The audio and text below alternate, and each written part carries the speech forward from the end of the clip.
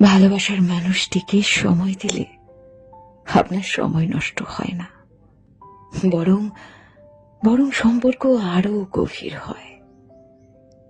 আপনি নিজেই যদি আপনার সঙ্গীর প্রতি উদাসীন থাকেন, আপনার আপনার ভালোবাসার মানুষটার অসহায়ত্ব বোঝার চেষ্টা না করেন, তবে সে আপনার সাথে কেন সম্পর্ক রাখতে চাইবে? স্রেফ সে ভালোবাসে বলে, নাকি সংসার করে বলে?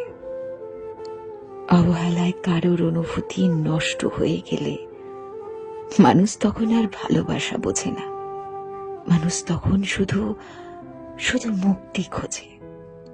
তাই সময় থাকতে প্রিয় মানুষটির যত্ন নিন, প্রিয় মানুষটাকে ভালোবাসুন, তাকে আগলে রাখুন।